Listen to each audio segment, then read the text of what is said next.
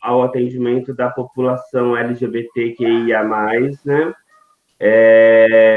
Também sou supervisor clínico de curso de especialização, né? E também sou supervisor de casos de atendimento à pessoa, à população LGBTQIA+. Também eu dou algumas palestras em relação a essas temáticas, as temáticas da organizacional.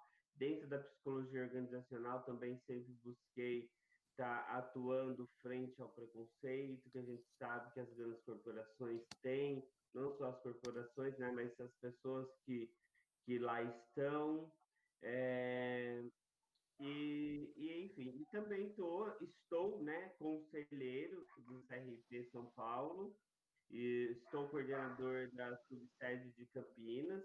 Agora, nesse momento, para vocês terem ideia, está rolando um super evento na subsede de Campinas, e aí eu estou me ausentando de lá um pouquinho, porque a galera também, galera de Campinas se banca, é um pessoal bem articulado. Tá rolando um sarau mesmo que nós da subsede promovemos, entre falas e apresentações artísticas, tudo virtual. É o primeiro evento virtual que o CRP São Paulo está fazendo e está sendo na subsede de Campinas e está sendo um sucesso. Sucesso legal. E a temática é justamente o orgulho, né? O orgulho LGBT. Eu acho que hoje é um dia que é bastante celebrado, né? Hoje, por amanhã ser o principal dia aí de todo o mês do orgulho LGBT. E, enfim, estou desde de manhã em live, desde as 9 horas da manhã em live, e vou até as 7 da noite, mas eu acho que é isso, é luta, né? E já respondendo a pergunta, é, é interessante, assim, o Flávio mesmo já falou, a gente se conhece de longa data, a gente militou em outras causas, em outros momentos da vida, e então é sempre aquela inquietação, aquele inconformismo com o que está posto, né? Então a gente tenta lutar, tenta não, a gente luta, né? A gente luta para modificar, a gente tem avanços, tem retrocesso, tem choro, tem lágrima, mas também tem muito sorriso. E eu acho que isso é a construção humana, a construção da subjetividade, a construção das coletividades. E hoje, e a minha trajetória dentro do movimento LGBT, acho que ela, para mim, foi um pouco tardia, porque eu dediquei a minha vida, a minha militância, eu comecei a militar com 14 anos. Mas, embora a minha militância tenha começado com 14 anos, me dediquei a várias questões, né? Ao movimento estudantil, que eu amo muito, eu amo, amo, amo, amo. Não deixo de amar o movimento estudantil, aos movimentos de juventude. Depois passei para o movimento sindical. Dentro dessas organizações, desses momentos de vida, em alguns momentos eu ocupei o lugar que militava sexualidade de gênero, então já fui diretor de políticas raciais e de gênero olha isso, em 2000, não dá para falar, se eu falar entrega, mas em algum lugar de 2000, depois de 2000, eu já fui diretor do movimento estudantil, diretor dessa temática no movimento estudantil. No movimento sindical também acompanhei essa pauta. E mais recentemente, depois eu dei uma parada para poder estudar, me dedicar à psicologia organizacional. Dentro da psicologia organizacional, essa pauta ela é tratada, era, né, na verdade, que eu já estou na área há mais de 10 anos, e essa pauta ela era tratada com muito receio pelas pessoas que pensavam psicologia organizacional, recursos humanos, algo nesse sentido. Era tratado com muito receio, porque as empresas ainda não tinham ainda muita abertura para isso, para esse tipo de discussão, né? Então, foi um enfrentamento, tive momentos de enfrentamento, peitei mesmo, levei a pauta, né, defendi as pessoas, né, que eu acho que dentro das organizações as pessoas trans são as que mais sofrem, as pessoas LGBTQIA+, de certo modo, sofrem mais, as pessoas trans no contexto organizacional são as que mais sofrem com discriminação, problema de banheiro, enfim, várias outras coisas. Então, isso é bem marcante, né, na atuação da psicologia organizacional. Acho que agora a gente vê uma flexibilização maior, né? Eu dou consultoria em psicologia organizacional hoje, não estou atuando diretamente mais na empresa, mas dentro dessa perspectiva, hoje a gente tem as startups, tem essas empresas que têm um perfil mais inclusivo, e aí vai deixando de ser tabu esse assunto, né? A LGBT, comunidade LGBTQIA+, dentro das organizações. E na clínica é aquela coisa, né? Acho que a gente tem que ter o respeito, tem que ter bastante cuidado, né? No lidar com a pessoa LGBT, até mesmo para não infringir as normas éticas do nosso código, né, que preconiza a defesa de direitos humanos. E nesse sentido, né, quando eu entrei para o CRP, eu comecei como colaborador em 2017, e aí colaborador na pauta de sexualidade e gênero. A partir daí, eu passei a ser o coordenador do grupo de sexualidade e gênero em Campinas e membro do núcleo de sexualidade e gênero no estado de São Paulo, na última gestão. Então, aí, a partir disso, comecei essas pautas, comecei a trabalhar com a temática, articulação com os movimentos sociais, né? Então, com as associações das paradas, com os diversos grupos de luta de gênero e sexualidade na cidade de Campinas, no estado de São Paulo, na Associação da Parada e do Orgulho, que é a Associação do Estado de São Paulo, aquela que organiza a parada gay que acontece na Avenida Paulista, enfim. E aí foi indo essa trajetória. Hoje eu estou um pouco mais distante da pauta, porque a minha atribuição como conselheiro hoje, ela está muito voltada para o território, né? Como sendo coordenador de um território, e aí todas as pautas são minhas pautas. Lógico que eu tenho um carinho especial pela pauta da sexualidade de gênero, no entanto, né, enfim, estava lá acompanhando com o pessoal até agora, todas as pautas, então hoje me afastei um pouco, mas ainda assim atuo, ainda assim milito nos movimentos, ainda assim organizo, faço parte das frentes. Então, acho que esse é um pouco do histórico meu do movimento, da minha participação no movimento LGBT. Perfeito. O Flávio gostaria de acrescentar alguma coisa sobre isso?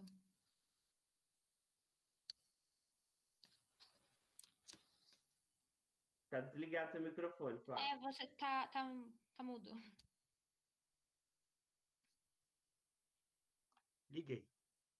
Como que eu volto para todo mundo agora? Espera aí. Tela cheia. Alterar layout. Mosaico. Cadê vocês?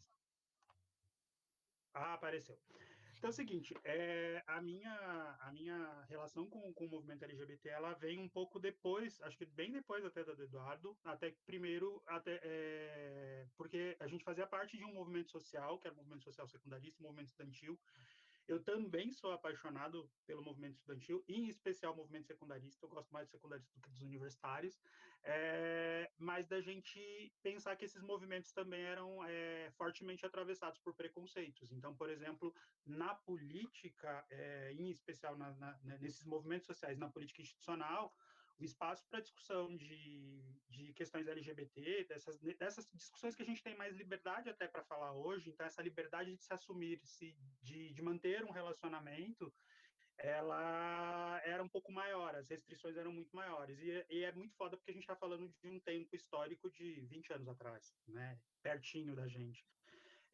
Então, tinha todas essas questões de você se assumir, se reconhecer. Então, tipo, tive a minha fase de pagar de hétero, sim, de ter namorado, caralho, a quatro, né? Até que você necessariamente vai tendo que lidar com as suas próprias questões e se encontrando, inclusive, né? Então, por que que a gente, acho que é importante marcar isso para a gente poder dizer por que que a gente fala orgulho LGBT, né? E não orgulho hétero. É porque desde que a gente cresceu, desde que a gente nasceu, contextualmente falando, a gente vai recebendo um conjunto de mensagens que dizem que a gente deve ter vergonha de quem a gente é, né? Então, a minha proximidade com o movimento LGBT e com as pautas LGBT, elas começaram já na graduação, de ter mais clareza e de falar mais claramente. Isso foi muito legal, porque tive professores que me ajudaram muito nisso, até no meu sentido de me assumir, então de parar de ter aquela coisa da vida dupla, sabe? Então eu tinha uma vida escondida em que eu saía aí fazendo pegação por aí, né? E, né, uma outra vida pública, enfim. E aí, necessariamente, quando você se assume, né, e fica confortável até com a sua orientação sexual, do tipo, eu não tenho o menor problema de dizer que eu sou gay. E aí você vai se aproximando. Então, eu lembro de algumas coisas que foram muito marcantes para mim. Primeiro, a primeira é ir dar uma parada, já muito tranquilamente, e assim, estou falando para as pessoas, estou indo à parada LGBT, porque as pessoas iam escondido, né? E era muito engraçado porque você encontrava as pessoas lá e é assim, do tipo, você não me viu aqui, né? E um outro que foi um marco significativo para mim, eu acho que esse é o principal marco mesmo, foi quando eu encontrei este livro aqui, coisa de professor, né? Chamado Vidas em Arco-Íris, histórias da homossexualidade, depoimentos sobre homossexualidade. Eu comprei ele, acho que faz bastante tempo já. Ele é um livro da professora Edith Modesto. Vocês podem adicionar ela no Facebook. Ela é uma delícia, uma senhorinha já, está com quase 90 anos. E que você começa a ler histórias que tinham muita proximidade com aquilo que você vivenciava, enfim, com as suas inseguranças, tá? A partir disso, comecei a falar mais abertamente, obviamente, assumir posicionamentos de defesa. E aí, durante um tempo aqui em Mogi, quando começou a organização do Fórum Mogiana LGBT, eu participei. Então, eu sou membro fundador do fórum aqui em Mogi. Não estou atuando no fórum, porque logo na sequência do fórum, a vida acabou se impondo. Então, você vai fazer uma pós-graduação, né, um mestrado, e no meio do mestrado você resolve fazer uma especialização junto. Então, não estava dando tempo. Mas, de certa forma, você vai trazendo esta temática, enfim, e essas pautas para dentro do seu fazer. Então, acabei fazendo a minha pesquisa de mestrado sobre o envelhecimento da população LGBT, foi um tema que eu coloquei, e, inclusive, foi por conta desse livro aqui que o tema apareceu, porque tem 3 parágrafos num livro de quase 300 páginas aqui, 400 páginas, que falam sobre envelhecimento, muito curtinho, e a gente falou, vamos falar dessas inquietações. E, posteriormente, já aí nas atividades docentes, a gente começou e a gente ficou gestando isso um bom tempo, rendeu bastante discussão com a coordenação do curso, né, com alguns professores, que a gente começou no começo desse ano, e aí a pandemia nos pegou, que foi a implantação do atendimento para a população LGBT, em especial, né? Aliás, em especial não, prioritariamente para o segmento trans. Então, agora, no começo do ano, a gente abriu atendimento para a população trans.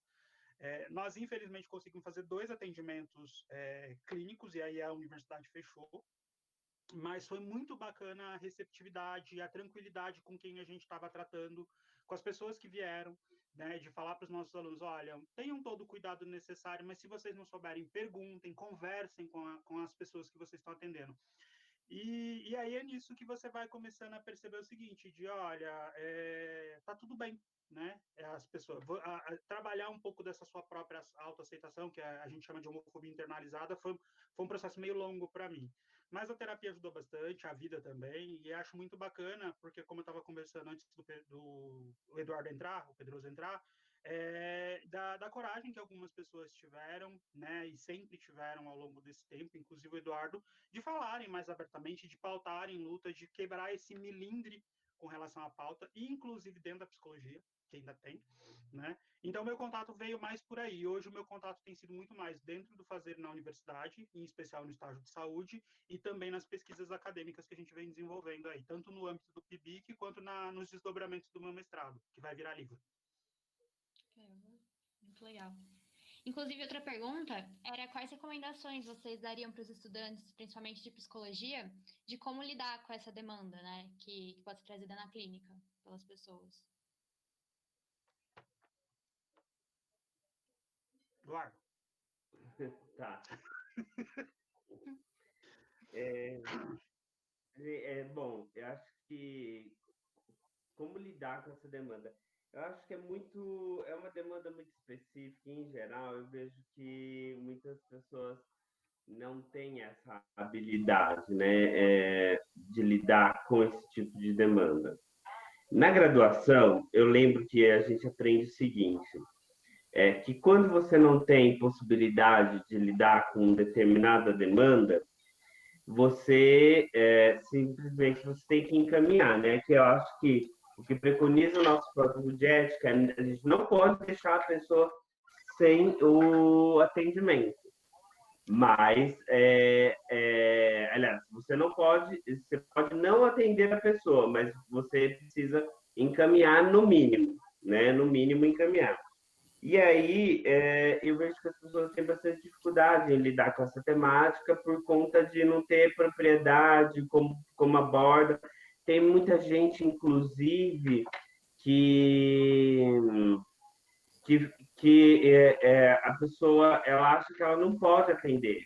É como se, eu já, assim, estando no papel de coordenador de uma subsede, subsede de Campinas, para vocês terem ideia, é, é uma região com 72 municípios, 16 mil psicólogos. Para vocês terem ideia, existem 22 CRPs, e a gente é maior, só Campinas, onde eu respondo, é maior do que 22 CRPs completos. 22, para vocês terem ideia. E são 16 mil psicólogos. Então, assim, chega para mim muitas demandas, e aí, né, a gente tem toda uma equipe técnica administrativa para assessorar isso. Mas aí, quando eu vejo, por exemplo, situações que a pessoa reclama porque a psicóloga não pôde atender porque ela é LGBT, LGBTQIA+. E não pode atendê-la, porque é falta de compreensão. Fala assim, não pode me atender. E isso é extremamente, né? Acho que é uma falta de compreensão imensa. Não que a pessoa LGBTQIA+, não possa ser atendida. Lógico, todo mundo pode e deve ser atendido, né? O que não pode, o que a gente não pode é patologizar a pessoa pela condição de sexualidade e gênero dela. Eu digo não digo até condição, porque eu acho feio falar essa palavra condição, mas por ela ser LGBTQI+, entendeu?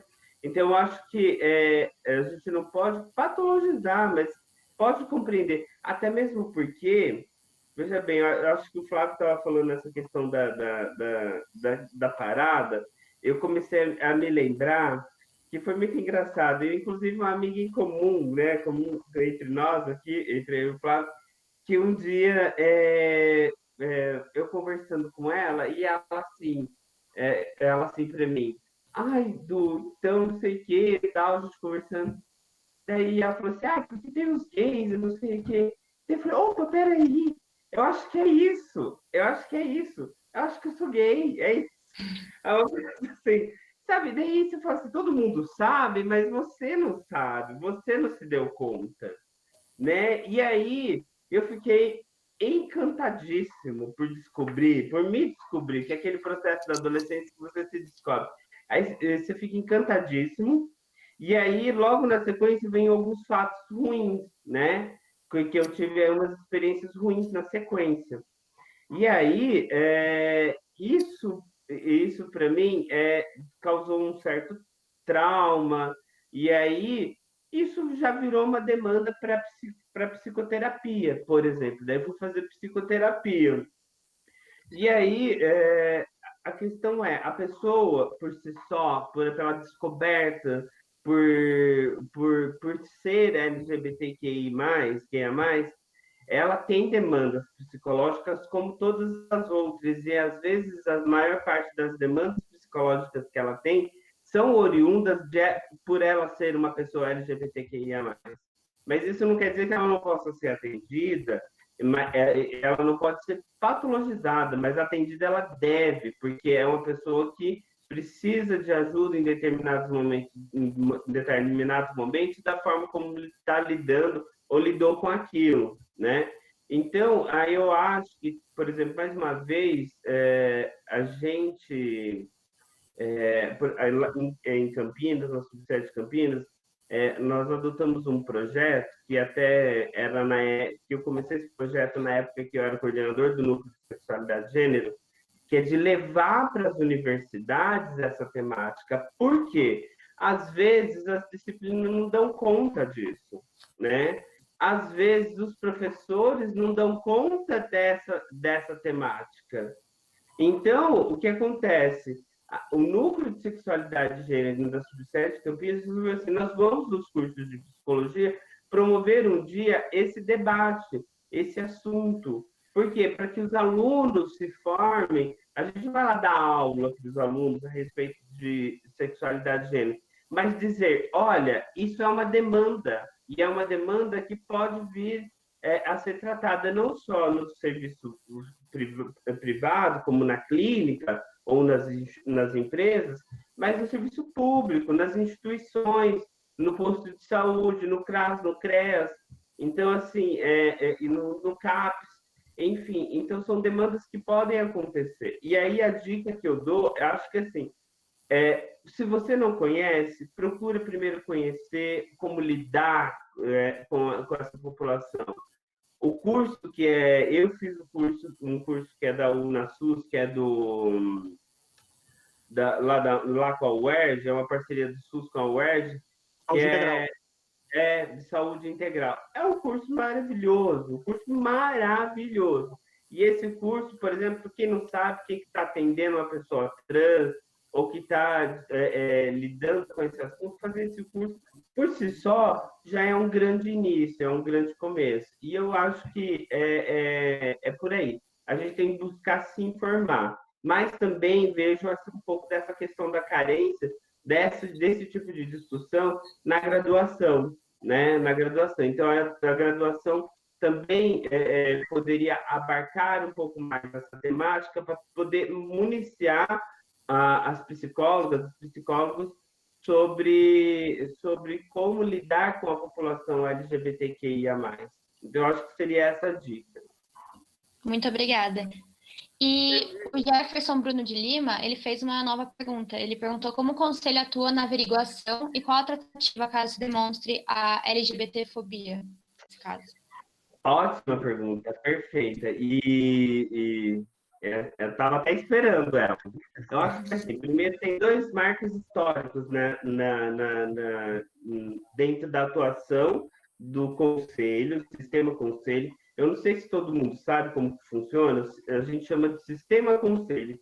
O que é o sistema Conselho? É o Conselho Federal de Psicologia, autarquia pública federal. A partir disso, ele tem os CRs, que são os conselhos regionais, tipo o nosso, Conselho Regional de Psicologia do Estado de São Paulo, são os CRs. E dentro do CR existem os núcleos, que são os núcleos, cada subsede tem as subsedes e a subsede tem seus núcleos. Esse é o atual modelo de gestão.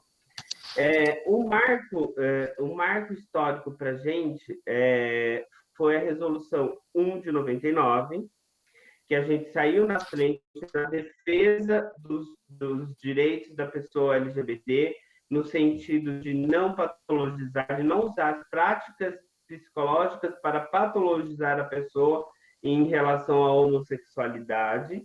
Então, isso é um grande feito da nossa categoria, que a gente se orgulha muito, que foi muito questionada, até ter a decisão do Supremo foi ainda, eu acho que já até me perdi no tempo, acho que no final do ano passado, ou foi nesse ano?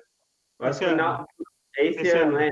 Foi agora, foi em março, abril. Exatamente, me perdi na linha do tempo. E aí, agora não pode ser questionada mais. Não pode ser questionada mais, porque chegou no Supremo e foi. Então, na esfera jurídica, não pode. Mas veja bem, nós estamos sendo questionados dessa resolução desde 99. 20 anos, nós passamos 20 anos respondendo sobre a resolução na justiça. 20 anos. É muita coisa. E aí, a gente saiu na frente, que foi o quê? Defender que as psicólogas não poderiam tratar homossexualidade como patologia. E aí, em 2018, a gente publica uma nova resolução que fala sobre a pessoa trans, que a gente não pode fazer com que a pessoa trans, né, ela que a gente não pode usar as práticas psicológicas para patologizar a pessoa trans, né? Dizer que transexualidade é doença. E a gente fez isso em 2018, a reunião da OMS que oficializou isso foi em 2019. Então, veja bem, a gente mais uma vez saiu na frente. Então, o Conselho atua, né, nessa defesa e atua firmemente. E agora, a gente entende que essa resolução 1 de 2018 vão ser mais 20 anos atacada, e que ela já começou a ser atacada, né, através das esferas jurídicas, e aí vão ser mais 20 anos de luta, né, para defender a resolução do 1 de 2018, que era o que a gente chamava antigamente, que era do DSM-4 e do CID-10, né, manuais diagnósticos, que era tratado como disforia de gênero, né? Então, esses são dois grandes marcos do sistema conselho, né, em relação à defesa. E aí, hoje, em relação às práticas psicológicas, a gente sabe o que é mais interessante? Existe muita denúncia. As pessoas estão denunciando mais. Assim como as pessoas reclamam dos serviços prestados, as pessoas denunciam mais. E outra, não é só a denúncia de quem sofreu diretamente ou teve algum contato direto com aquela questão, mas a denúncia vem também de quem viu aquilo. Olha, vi tal post de tal psicólogo, vi tal site fazendo tal questão. E aí a gente reage de uma forma. Nós temos a Comissão de Orientação e Fiscalização, que é uma comissão permanente do Conselho, que reage e faz todo o trabalho de fiscalização em cima daquilo que está sendo denunciado. Então, se alguém atua de forma patologizante nessas duas questões, a gente vai atuar sim na fiscalização. E além da fiscalização, tem a fiscalização interna, que é o que a gente chamava ex officio, hoje é de officio, é uma expressão jurídica. O de ofício, que é assim, eu, conselheiro, vi algum tipo de prestação de serviço ou algo que está em conformidade, e aí eu vou acionar a fiscalização. E nós, todos os conselheiros e conselheiras, né, temos o poder de fiscalizar. Então, assim, se eu ver, eu posso me empoderar, né, dessa minha posição de fiscal e fiscalizar aquilo que está acontecendo em relação às práticas psicológicas, ao exercício profissional. Eduardo, é importante até marcar para os futuros psicólogos aqui que quando a gente está falando de fiscalização, também é no sentido de orientar, tem toda, né? Porque senão dá a impressão que a gente vai sair por aí caçando as pessoas. Policialesca, né? Né? Não. Aliás, obrigado pela dica, Flávio. Eu acho que é interessante isso. Um marco da nossa gestão é isso, é não ser uma gestão policialesca. Mas tem questões, assim, o marco da nossa gestão é essa, não ser uma gestão policialesca. Vamos sair multando e não sei o que, até mesmo porque tem várias sanções disciplinares e a multa é a que é a menos utilizada, né? A menos utilizada. Mas a gente tem, nossa característica é não ser policialesco. É mais de orientação mesmo, é isso que o Flávio falou, mas eu acho que tem uma questão que a gente leva muito firme, que a gente não abre mão e que às vezes a gente fala com sangue nos olhos mesmo, que é defesa de direitos, defesa intransigente de direitos. Então, se eu estou vendo um direito sendo aviltado, eu vou atuar meio que instintivo, atuar policialescamente, assim, ó, vamos lá, vamos pontuar.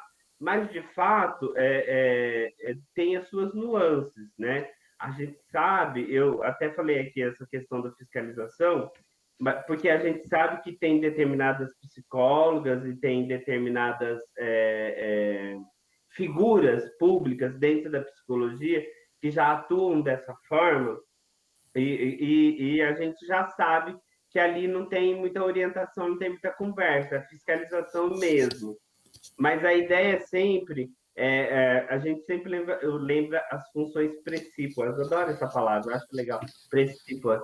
As funções precípuas do conselho, que é regulamentar, orientar e fiscalizar. A gente, o nosso trabalho de gestão, né, o nosso planejamento estratégico definido para essa gestão do CRP está pautado pela orientação. Então, por exemplo, se hoje nós estamos fazendo um evento na subsede de Campinas, com várias falas, evento cultural, é sempre no sentido de orientar o que a psicologia tem a trazer, contribuir para as psicólogas, no sentido de lidar com o público, com a população LGBTQIA+. Então, eu acho muito bem lembrado, Flávio. Obrigado por isso. Tem um comentário aqui da Brisa, e eu ia até, vou aproveitar o gancho que ela está falando, obrigado pela iniciativa, que ela sente falta de ouvir discussões como essa em sala de aula, como pautas como racismo, entre outras inúmeras pautas que acho que atravessam a prática do psicólogo hoje em dia, né? Uma das coisas que a gente tem discutido muito aqui em Mogi, e acredito que em outros espaços também a gente já observou isso, é de que, por exemplo, como hoje nos cursos de psicologia, as discussões sobre sexualidade, elas praticamente não existem. Quando elas existem, elas são atravessadas muito por um viés ou biológico demais ou patologizante, né? Então você faz assim, você vai discutir sexualidade humana a partir daquela lógica de explicar para as pessoas como é que se fica grávida, né? Então, olha, tem o período fértil, tá? Que é aquela coisa que a gente via lá na escola, ou das ISTs, enfim. E um outro aspecto é a gente discutir as possíveis disfunções sexuais e como tratar essas funções. A gente tem uma dificuldade muito grande, né, nos espaços acadêmicos, e aí muito tranquilamente falando que não é só na nossa universidade, de falar mesmo de sexualidade, das variantes possíveis de sexualidade. E aí isso atravessa a nossa prática, porque quando a gente vai encontra o diferente, né, a gente sabe fazer. Né? Eu acho muito interessante porque, por exemplo, nós somos o tempo todo atravessados pelos nossos preconceitos. Né? Nós temos os nossos preconceitos. Então, para nós, psicólogos, esta observação, né, se avaliar o tempo todo é importante. Por quê? Porque, às vezes, você vai passar uma orientação para alguém que veio da população LGBT, né, que faz parte dessa população, que é uma orientação extremamente preconceituosa. Né? Eu estava acompanhando uma situação aqui em Mogi recentemente, que a pessoa estava se descobriu gay, na verdade, estava tranquilo isso para ela, e o profissional que a atendeu disse para ela, talvez não seria melhor para você se você fosse bi, né? E aí, obviamente, que era uma pessoa minimamente esclarecida, começou a puxar dessa profissional. O que é isso mesmo? Por que ser bi? Porque ela falava, por exemplo, olha, você tem uma certa passabilidade, você nem parece gay, digamos assim, né? Então, se você assumir um relacionamento hétero, por exemplo, pode ser que você fique mais tranquilo e, tipo, vai viver a sua sexualidade de maneira escondida. E eu tô falando de gente, por exemplo, que teve a mesma formação que todos nós aqui vamos passar por ela em algum momento. Então, no nosso cotidiano, nós nos deparamos com diversos preconceitos, né? Com o pessoal que eu estou supervisionando agora, quando a gente começou a falar, olha, eu tenho ainda uma grande dificuldade de entender a população trans. Eu tenho, né? Por quê? Porque eles vivenciam coisas, experienciam coisas que eu não experiencio. Eu falava assim, então eu não consigo entender aquilo, né? Por outro lado, eu não preciso entender a vivência do outro, necessariamente, saber, sentir na pele para poder ter contato com essa experiência e cuidar dele, né? O pessoal fez uns trabalhos muito bacanas nesses atendimentos por conta disso, porque a gente está acostumado nas universidades a atender depressão e ansiedade, tudo é depressão e ansiedade, tá? E de repente você vai ter que lidar com aquelas histórias, né? E algumas histórias são extremamente extremamente tocantes. Então, no processo de formação do psicólogo, é fundamental que, primeiro, que ele esteja avaliando o tempo todo a sua prática, né? O quanto a minha prática pode estar legitimando preconceitos, que é possível, né? E não é só preconceito com relação à população LGBT, preconceitos de relações de gênero, reafirmando relações de gênero, sendo práticas racistas, enfim, tem um pouco disso. E também, que eu acho que é o mais bacana e o mais bonito da profissão também, é de ter essa abertura mesmo para o diferente, né? Peraí, eu não conheço, então eu vou procurar conhecer, em vez de, por exemplo, rejeitar aquilo que eu não conheço. Então, não conheço, então não atendo, encaminho, tá? Não é para mim, porque isso tem acontecido bastante também. E sobre essa questão que você abordou de identidade de gênero, eu tenho uma dúvida. Se você acha que todo esse preconceito, né, relacionado à população trans tem a ver com essa confusão que às vezes as pessoas fazem entre orientação sexual e identidade de gênero. E outra dúvida também que eu tenho é se vocês já atenderam alguma demanda de não binarismo também, porque eu percebo que não só, né, a transexualidade, mas quem é não binário sofre muito preconceito por não ser uma pauta tão falada, assim, uma temática tão colocada em pauta. E eu tenho essa dúvida. É bacana essa dúvida. Boa. Mas só antes de responder, eu acho que é legal falar sobre não binarismo, mas antes só de responder, pegar o gancho no que o Flávio estava falando, da universidade. E eu, por exemplo, eu sofri preconceito na minha graduação. E o preconceito vinha de um professor. Até que eu tive que um dia levantar no meio da aula e falar, eu sou LGBT, e falar assim, eu sou, como se ninguém soubesse, né? Mas assim, eu sou LGBT e fico extremamente incomodado com suas piadas de viado, né? Extremamente incomodado. Isso que era coordenador de curso, uma das universidades aqui da cidade de Jundiaí. Então, eu lembro da graduação, por exemplo, com essa questão do preconceito. Quanto um psicólogo, coordenador de curso, e para ser coordenador de curso, ele tem que ter, no mínimo, doutorado. E aí, uma pessoa que estudou um nível acadêmico super avançado, vamos dizer assim, ficar fazendo piada, quanto ele se descuidou enquanto psicólogo a respeito aos preconceitos dele, que era um preconceito dele. Depois ele me pediu desculpa, enfim, aquela coisa toda, mas era um preconceito dele que ele não via. Então a gente tem que fazer esse exercício mesmo.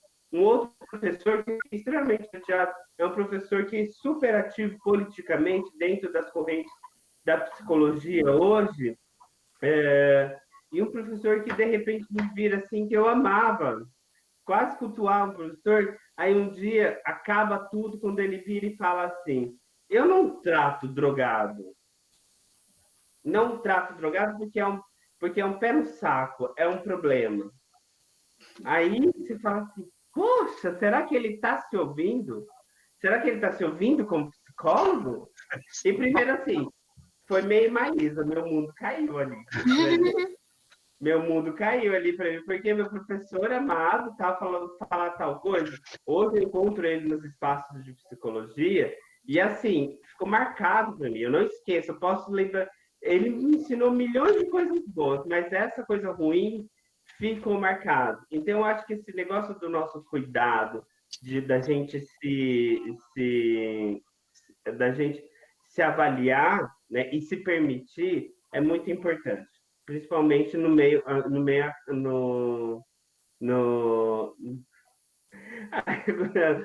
o meu mundo caiu, a piada só de quem tem mais de 30 anos.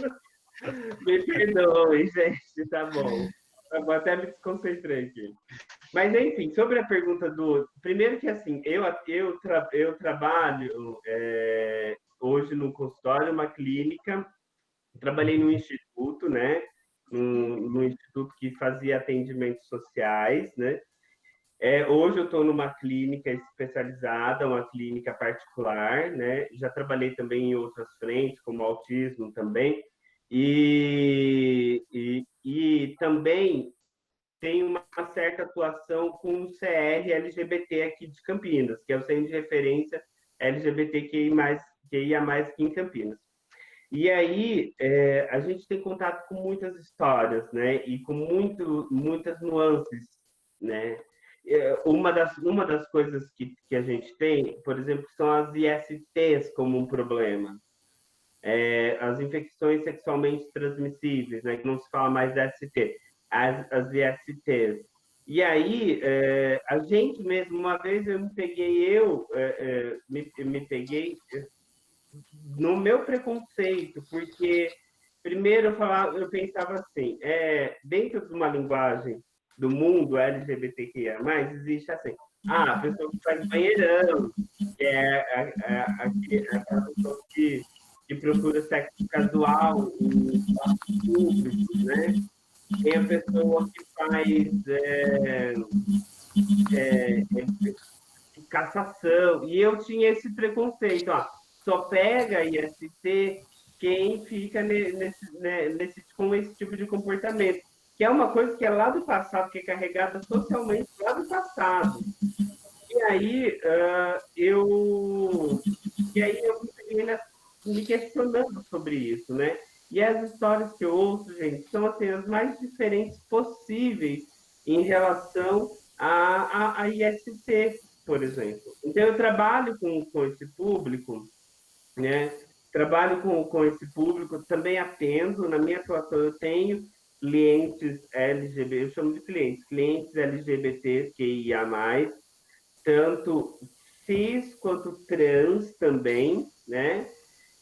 Binário e não binário, e eu achei uma questão super interessante que uma das minhas supervisões, um dos clientes das minhas supervisões trouxe um termo que para mim, eu comecei, juro que essa semana, juro para vocês que essa semana que eu comecei a tentar achar alguma coisa sobre birromantismo.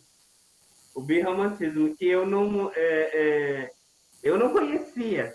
Juro, tantos anos aí militando, eu não conhecia o birromantismo, que segundo, né, uma leitura muito incipiente minha ainda, a pessoa ter uma atração afetiva apenas pelos dois sexos, né, de bissexualidade, né, alusiva à bissexualidade.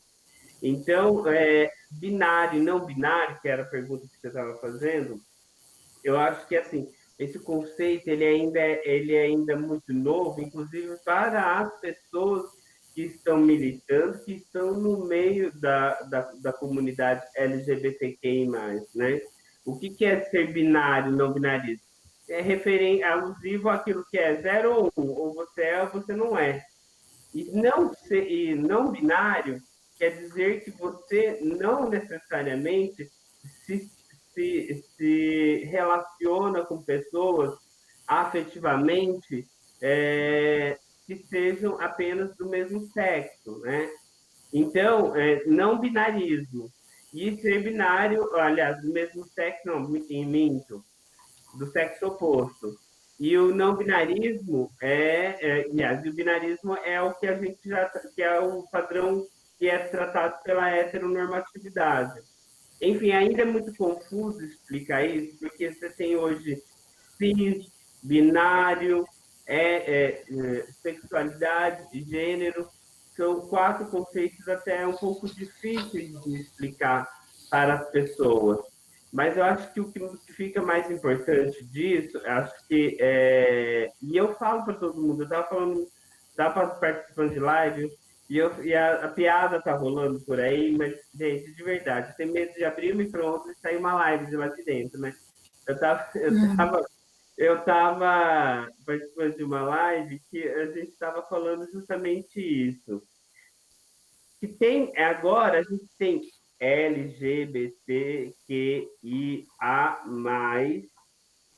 cis, não cis, né, binário, não binário, birromântico agora, não, enfim. A gente tem tudo isso de conceito, né? Tudo isso de conceito. Mas no final das contas, o que é isso? Rotulação. Nós estamos nos rotulando.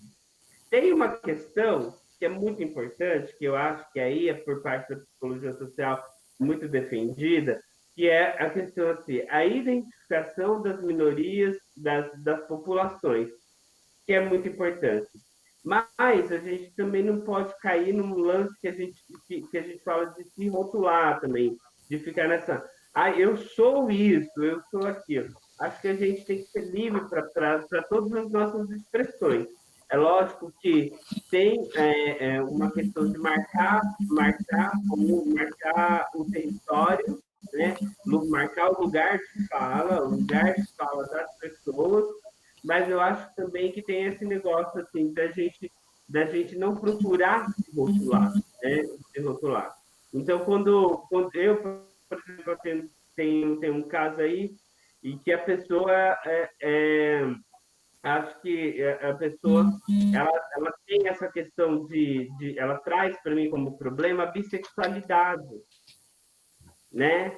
E aí eu não posso, por exemplo, tratar isso como patológico, né? Como patológico. Mas ela traz isso como problema. E aí, como é que eu faço, né? Como é que ele lidou com isso? Então, acho que tem essas nuances, essas dificuldades aí dentro da nossa, dentro da abordagem psicológica dessa população. O que eu acho, Eduardo, que acho que a gente tem que pensar sempre, e até como dica mesmo para atendimento, é sempre ter tranquilidade para perguntar para as pessoas como elas querem ser tratadas. Às vezes a gente não faz isso, né? Então, a gente vai, às vezes, se depara com uma pessoa que é trans, enfim, ou com uma pessoa que está discutindo a questão da sexualidade, da orientação sexual dela, né? E de outras, de identidade, enfim, a gente, às vezes, acaba esquecendo de perguntar isso. Como é que você gostaria de ser tratado? Né? E a partir daí você desenvolveu o seu trabalho. O Jefferson, ele está retomando aqui a questão da psicóloga. A gente está falando da Marisa Lobo e da Rosângela Justino, né? Vão dar nomes, né? O Jefferson, tem uma coisa dentro do sistema de conselhos que eu acho que é muito bacana da gente pensar como que as coisas se processam ali dentro. Então, por exemplo, vamos supor que a Milene fez um atendimento comigo e percebeu que eu fui super preconceituoso com ela. Ela vai me denunciar ao conselho, né? O conselho vai me chamar e eu vou ter o direito de me defender, né? E dentro do sistema de conselho, por exemplo, eu respondo ao regional e depois ao plenário do nacional. Então, um processo ético dentro do conselho, ele toma bastante tempo. No caso dessas psicólogas especificamente falando, o que se tem ainda decidido já é de um dos processos que tem contra ela, né? E aí, assim, é da gente ter clareza de que tudo aquilo que a gente fala publicamente, né, usando a profissão como referência, porque quando eu falo, um psicólogo diz, todo mundo aqui já ouviu isso, né? Os psicólogos falam tal coisa, você acha isso mesmo?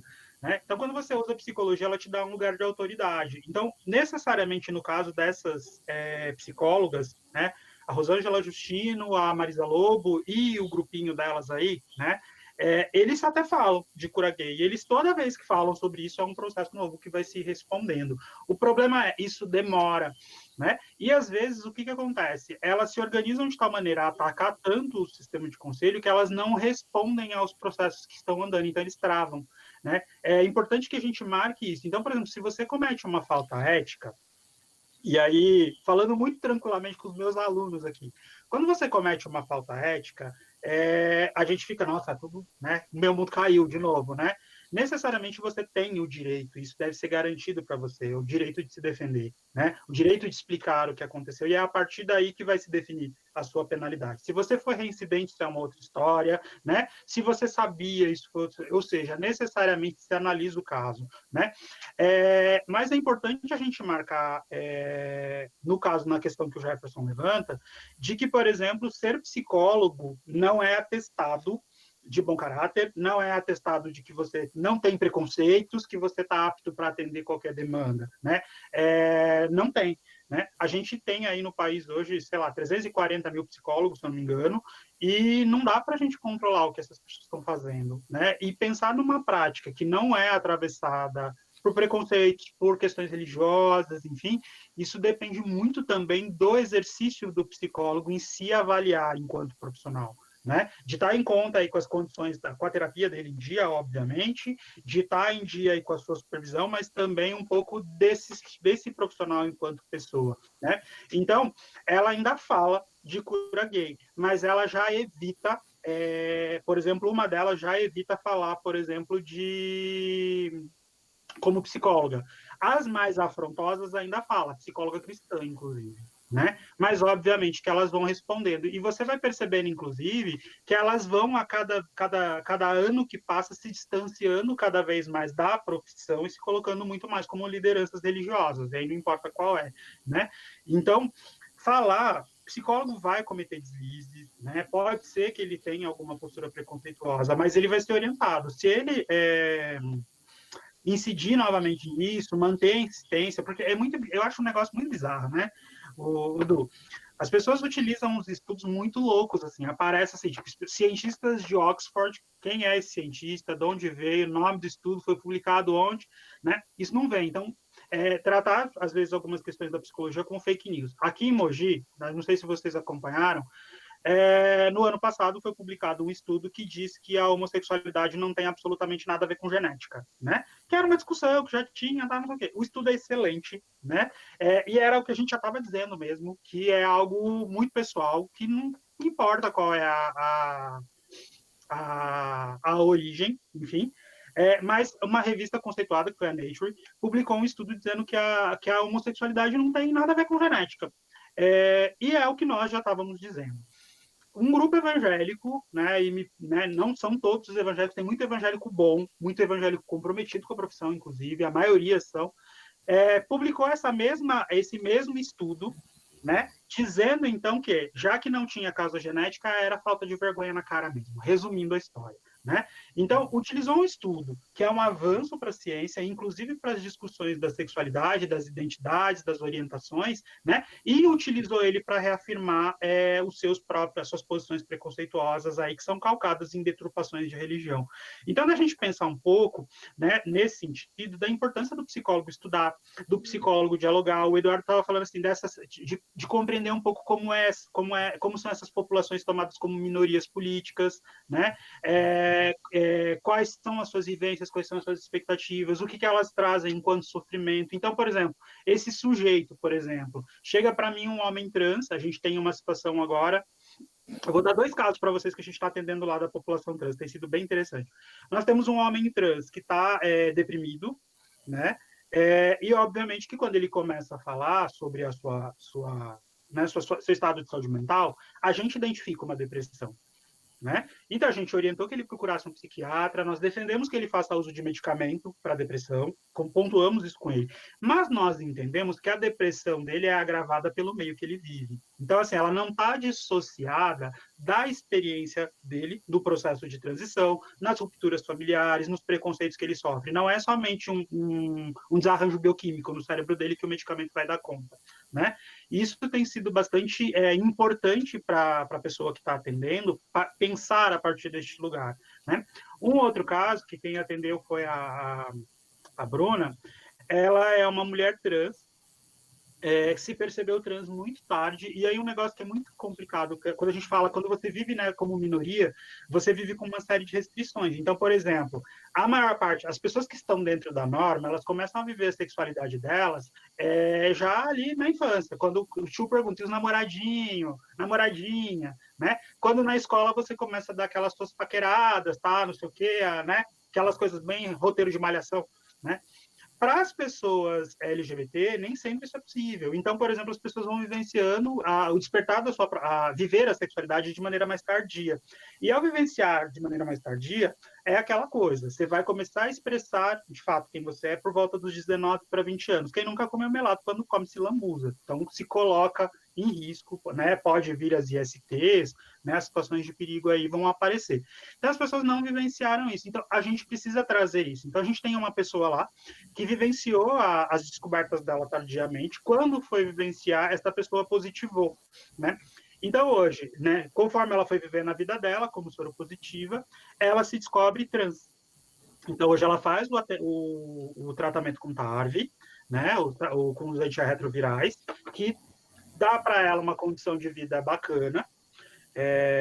Só que ela está agora com quase 60 anos, então ela toma os medicamentos antirretrovirais, usa antirretrovirais por conta da quantidade de tempo de uso e das possibilidades de tratamento que ela já fez, porque ela positivou no começo da década de 90, afetou o corpo dela. Ela está com alguns problemas renais, uns problemas cardíacos, né?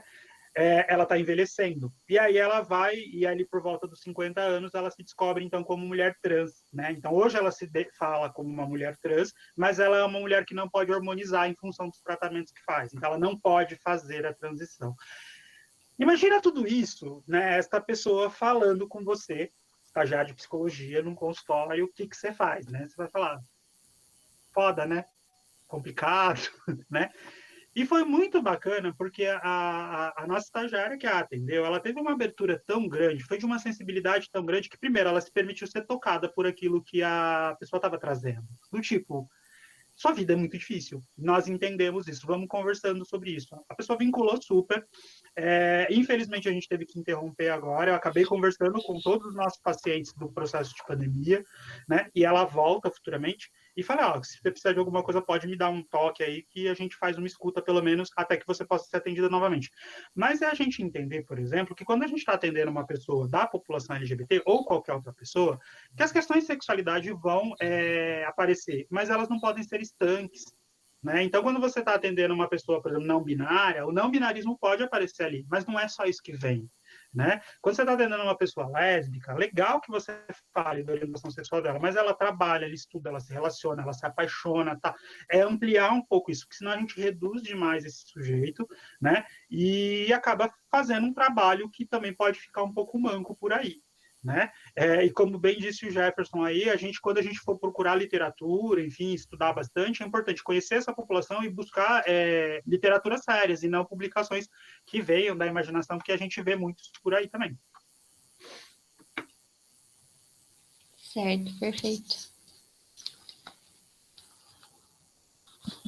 Uma outra pergunta que tinham feito, que eu acho que o Eduardo já falou um pouco sobre, é como é a atuação dele no conselho, e você falou sobre como começou, mas tem alguma coisa que você acha que pode salientar aqui sobre a sua atuação no conselho?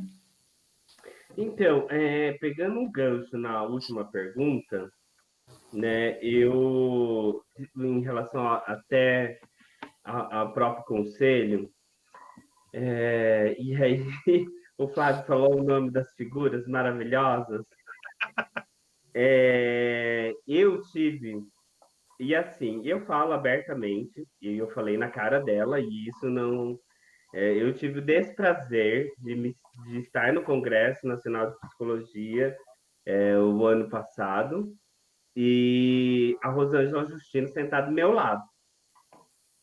Do meu lado. E isso, para mim, foi assim, porque eu estava nas primeiras cadeiras, estava ali no suporte, e aí ela chega, ela é sempre muito hostilizada nesses espaços, né?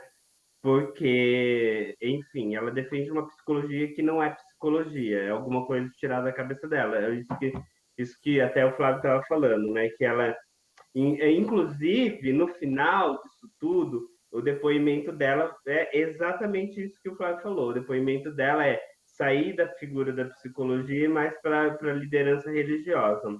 Mas eu tive esse desprazer dela sentar do meu lado no Congresso de Psicologia. E assim, a gente pensa assim, eu falo, psicólogo não é santo também, o Flávio já estava dizendo isso, a gente tem uma das funções nossa como conselheiro, e aí a gente fala assim, vou ser conselheiro, participar, aquela coisa, não sei o quê, lutar. Mas tem uma parte burocrática que é grande e é de uma responsabilidade enorme, que às vezes, é assim, eu confesso para vocês que antes de ser conselheiro, eu não tinha essa dimensão, que é essa parte de processos éticos e de orientação. Existem duas comissões permanentes que são muito importantes, não que as demais não sejam, mas essas são muito importantes, que é uma que eu já falei para vocês, que é a Comissão de Orientação e Fiscalização, e tem a Comissão de Orientação aliás, comissão de orientação, que é do exercício profissional. Enfim, são duas comissões permanentes, uma que a gente chama de COI e a outra que a gente chama de COF. E essas duas comissões, né, elas têm o papel de trazer, uma fiscaliza, a outra orienta. Quando a gente está falando de COI, né, dessa comissão de orientação, a gente trata os processos éticos que são dados à entrada. Hoje, uma grande maioria dos processos éticos eles têm a ver com documentos escritos das psicólogas. Por quê? Em processos de guarda, né, de separação, emitir parecer para a guarda. É uma grande maioria dos processos. Mas um ou outro a gente tem em outras questões aí, principalmente, por exemplo, cura gay, né? Então, aí quando a gente está falando dessa questão de cura que o Jefferson estava perguntando, eu acho que dentro dos espaços da psicologia a gente está bem posicionado. A psicologia como um todo, ela está bem direcionada à defesa de direitos, porém nós não podemos esquecer que na última eleição nós tivemos 5.000 votos de psicólogas que defendem a cura gay. Ou seja, existem 5.000 psicólogas que acreditam nessa ideia, né? Que acreditam nessa ideia de cura gay, de reversão de sexualidade. Então a gente também não pode, a gente não pode perder de vista isso. Se esse movimento avança, se esse movimento retrocede, como que é isso dentro da psicologia, né? E aí eu me pauto muito pelo código de ética, né? E o que é princípio. Não é nem o que são os artigos do código de ética, o que é princípio do código de ética, que aí é essa defesa que a gente faz, essa defesa de direitos, essa defesa intransigente, né? E dentro do conselho, além de ser conselheiro, né? Porque tem uma parte burocrática no que diz respeito ao conselho, que é a gente tem as nossas reuniões ordinárias, tem as participações das comissões. Hoje eu sou presidente da comissão de auditoria e controle interno, né? Que é uma prática que eu já tenho um pouco mais conhecimento. Então, eu sou presidente da comissão de controle, de auditoria e controle interno. Outras conselheiras são presidentes, ou participam, ou estão incluídas em outras comissões. Tem as comissões permanentes, né? Comissão de especialização, né? Enfim, então tem várias frentes de atuação dentro dos trabalhos das conselheiras, né? A gente fala sempre no feminino porque 86% das psicólogas do estado de São Paulo são mulheres, né? Então, a gente sempre procura falar no feminino. E tem as funções burocráticas nossas, então a gente exerce essas funções. De julgamento, por exemplo, quando vocês estavam falando de processo, você tem amplo direito de defesa. Como que começa? Alguém vai lá e te denuncia. Essa denúncia passa por um pedido do coordenador da subsede, eu vou lá e faço uma formalização para a diretoria falando que é uma denúncia que está chegando. A diretoria pede isso para a COI, né, para essa comissão de orientação, e aí essa comissão vai dar andamento nesse processo. Então, aí esse processo vai começar a ser julgado, vai ter um relator, esse relator vai analisar o que tem de elemento jurídico dentro desse processo. É como se fosse uma justiça interna mesmo, uma justiça nossa. E aí a gente faz uma plenária ética, né? E a partir onde tem que participar no mínimo 8 conselheiras, e essa plenária ética avalia a conduta daquela psicóloga frente àquela questão. E aí nós agora temos essa gestão, ela criou uma câmara de mediação, né? Que daí essa comissão de mediação vai buscar um entendimento entre quem entrou com a representação e a psicóloga, para entender se a gente pode não, se isso pode não prosseguir.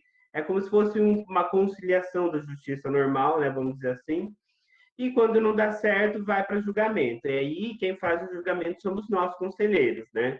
Eu, por exemplo, eu já fui relator de processos, aí eu sou o relator, tem que apresentar o processo e funciona como um julgamento normal.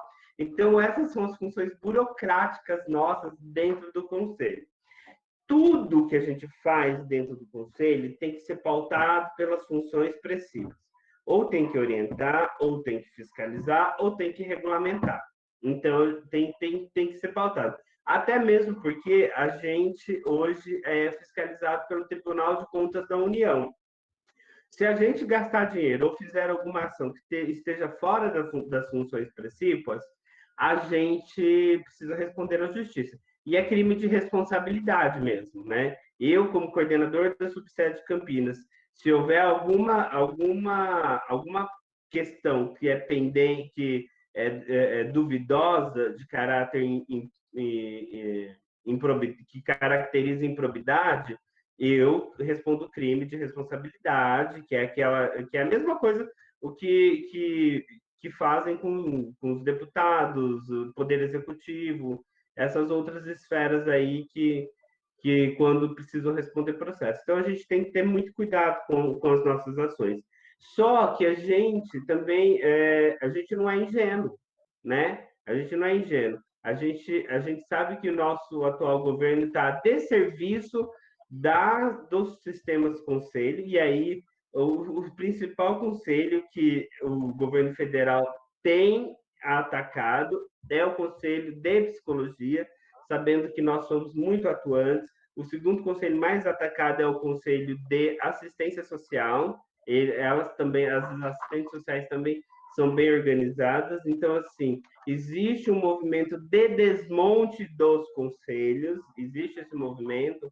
Inclusive, existe um vídeo que circula no WhatsApp lá que que o presidente, né? O presidente fala assim: o Conselho Federal de Psicologia está tomado por viado, está tomado por gay, é tomado por gay. E isso vindo de uma autoridade, enfim, né? Que eu acho que dispensa comentários. Então, tudo tem que ser baseado dentro da função pressiva, até mesmo porque eles botaram ainda mais, a gente já tinha que seguir o que o TCU preconiza, e aí agora a gente está com o TCU no nosso calcanhar, porque se der um passo em falso, eles vão cair matando em cima da gente. E aí a gente procura tratar as temáticas. Nós temos hoje, dentro do Conselho de São Paulo, nós temos 21 temáticas que vão desde sexualidade, gênero, organização e trabalho, pessoa com deficiência, avaliação, avaliação psicológica, psicologia do trânsito, e assim por diante, psicologia escolar, enfim. E nós temos 21 pautas, 21 pautas dentro de temática. E a gente tem que orientar toda vez que a gente for tratar ou fazer alguma coisa alusiva a essas temáticas, a gente tem que voltar elas para a função pressiva, ou seja, ela tem que ser para orientar, regulamentar ou fiscalizar, mas a gente, eu falo, que eu falo que a gente não é ingênuo, que a gente tem meios de fazer isso. Por exemplo, fazer uma atividade voltada para a questão da população LGBTQIA+. Eu posso fazer uma atividade, e é isso que eu tenho feito, né? Que acho que a minha principal pauta, minhas duas principais pautas, hoje eu, Eduardo Conselheiro, é psicologia organizacional do trabalho e a pauta LGBTQIA+. Então, quando eu vou fazer um evento LGBTQIA+, eu tenho sempre que reforçar para as psicólogas, no sentido de orientação, para quem está participando, sobre as resoluções. Entendam-se, leiam as resoluções, vamos discutir as resoluções. Qual que é a atuação do psicólogo? Da psicóloga? Sempre orientada pelo Código de Ética, né? Então, assim, é a mesma coisa, que nessa temática e na outra também. Na minha outra temática, que eu atuo, que é na psicologia organizacional do trabalho, eu tive a oportunidade de fazer uma live com o Odair Furtado, né? E assim, eu tenho uma profunda admiração pelo Odair, gosto muito do Odair, e eu fiz uma live com ele e com a professora Marina do Lab Pot USP, também é uma pessoa magnífica. Então, assim, aí o que é? É também orientação. Qual é a orientação do CRP para a categoria sobre psicologia organizacional do trabalho? Nós temos inúmeras publicações. Inclusive, eu estava mexendo numa aqui agora mesmo. Não sei se vocês conhecem esse caderno aqui, ó. O caderno 28 do CRP está disponível em PDF, que é o caderno de psicologia e precarização do trabalho, subjetividades e resistência. Então, a minha atuação é pautar. Eu tenho essas duas pautas dentro do conselho, mas fora isso, nós temos as nossas funções burocráticas de autarquia pública do governo federal. É isso, acho que é mais ou menos isso hoje que eu atuo. Muito obrigada pela explicação. E alguém tem alguma outra dúvida? Se quiser também abrir o microfone para fazer alguma pergunta também. Ou não?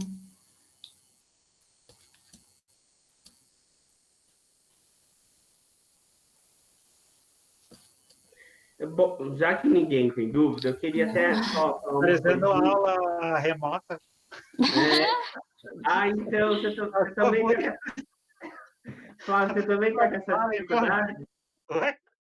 Você também está com essa impressão, essa dificuldade, gente? Nossa, cara, 3 meses assim. Teve uma turma que eu comecei a... Tava falando, falei. E eu dou aula, eu vou perguntando as coisas e faço as pessoas responderem. Ninguém respondeu. Eu chamei no grupo do WhatsApp, falei, ó, pode voltando todo mundo aqui que a gente precisa conversar. Aí o pessoal não com eles. Mas esse tipo de contato que a gente está tendo aqui tem mediado por tecnologia, como você falou, abre o micro-ondas, tem uma live lá dentro, é bem complicado, né? Eu acho que a gente tem que pensar aí, se a gente tinha um horário aqui, a Patrícia está perguntando se a gente indica algum livro. Eu acho que é bacana a gente pensar em livros e, inclusive, pensar no sentido do que a gente tem que estudar e pensar bastante sempre nas nossas posturas. Uma das coisas que eu acho muito legal, eu lembro de uma aula que eu estava dando, acho que a Bárbara está aqui ainda, a Bárbara está. Né? Eu lembro que foi na turma dela que uma vez a gente estava conversando numa discussão de sala de aula e a gente estava perguntando o seguinte, eles estavam no 4º semestre, eu falei, desde que vocês entraram aqui, o que mudou em vocês? Né? Então, e aí os alunos começaram a falar, eu lembro da é a turma que está indo para o 7º agora, se eu não me engano. Isso, olha, muitas das nossas convicções, quando a gente entrou no curso, essas convicções que eram todas certinhas, tá? De repente elas começam a esfregar na nossa cara, assim, né? Então a gente vai mudando com uma série de coisas que a gente vai tendo, na medida que a gente vai tendo contato com a psicologia. Né? E estudando, enfim. Então, acho que nesse sentido é importante a gente perceber esses processos de mudança na gente, também está estudando, não só nos livros, mas observando as pessoas também, tendo contato com o que essas pessoas, e não só necessariamente psicólogos, mas existem outras pessoas que são muito sérias e que discutem a questão LGBT, e que a gente pode acompanhar, né? A Rita Von Hunt, o Renan Quinalha, tem uma galera muito bacana produzindo muita coisa que faz com que a gente dê mais musculatura, mais estofo para os nossos conhecimentos.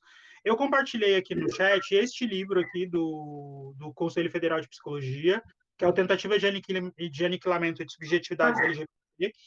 Ele tem uns relatos muito legais, inclusive relatos de práticas equivocadas de psicólogo. Então, já está aqui, quem estava perguntando aqui, ó, livros para baixar de graça, isso ajuda bastante.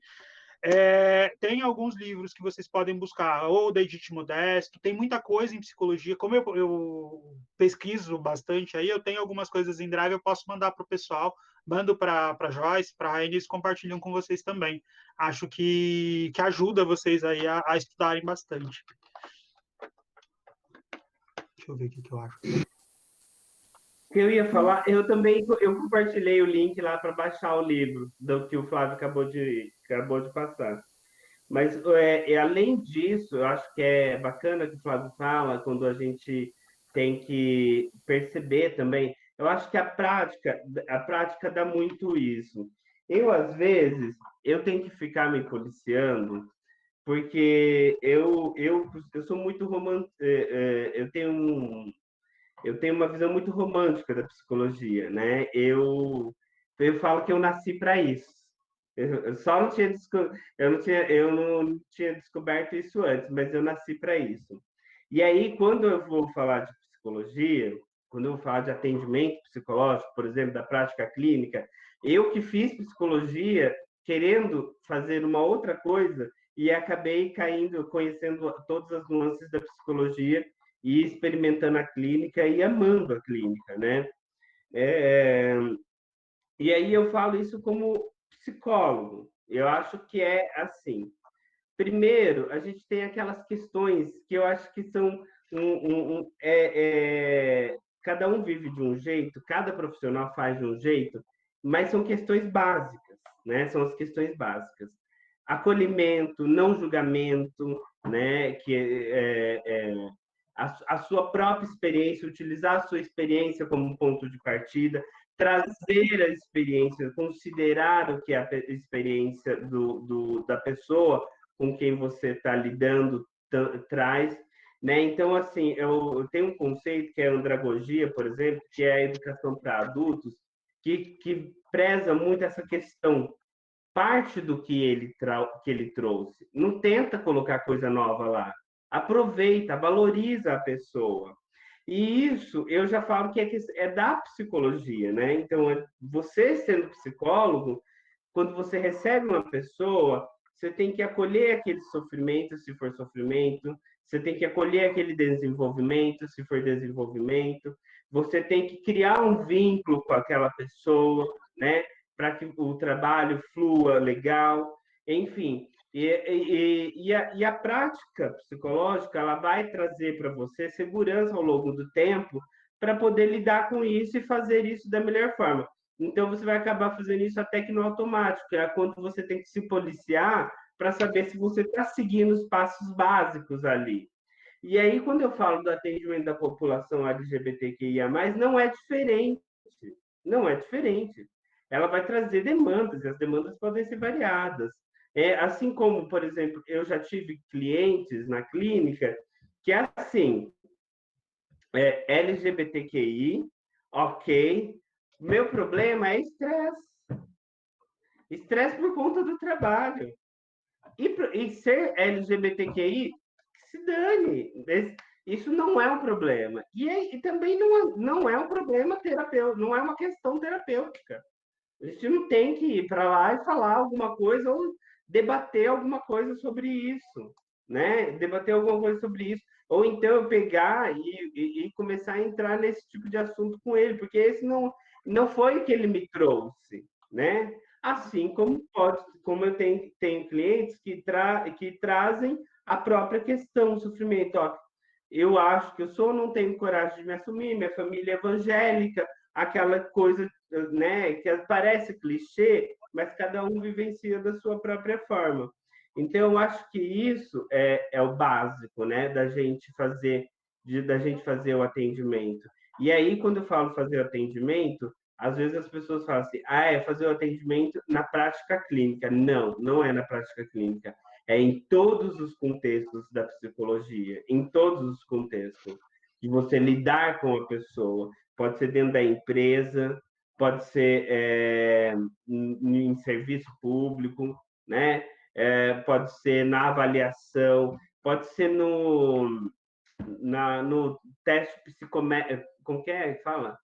O teste, aquele para tirar a habilitação, agora me fugiu a cabeça, o Psicotécnico. psicotécnico, isso. Até no próprio psicotécnico, entendeu? Que é assim, vou falar, mas é muito prático, é só aplicar um teste. Não, não é só aplicar um teste. É uma pessoa que está ali. Você é psicólogo, por favor, olha para você, olha o que você vai fazer. Então, eu acho que é atendimento em todas as suas nuances que a gente precisa ter esse nível de sensibilidade. E aí, para os alunos, uma dica que eu posso deixar, né, para quem está ainda se formando, é o seguinte: não se apressem, não se apressem. Todo mundo vai ter sua oportunidade, todo mundo vai conseguir um dia fazer da melhor forma possível. Eu lembro que na graduação eu ficava muito assim. Ai, será que eu vou conseguir atender? Será que eu vou conseguir atender? Aquela ansiedade que a gente tem, será? Aí eu olho para trás e vejo há quantos anos eu já sou psicólogo clínico. E aí eu falo assim, poxa, e eu que pensava aquela coisa. Então, assim, aí, sabe o que eu falo? Que todo mundo, tem muito estudante que ignora isso. E aí, como professor, eu também falo, o negócio é, a gente precisa de terapia como estudante, porque a gente fica muito ansioso também. A gente também fica muito ansioso, né? E a gente precisa de terapia como estudante. Tem muitos estudantes que ignoram, que vai lá e fala para o professor: ah, eu estou fazendo, não sei o que, não sei o que, está fazendo coisa nenhuma. Não, gente, é levar a sério a questão, sabe? Levar a sério. E aí todo mundo vai ter essa oportunidade, com certeza. E aí? A Bárbara, ela deixou um comentário lá no chat. Vocês querem que leia ele?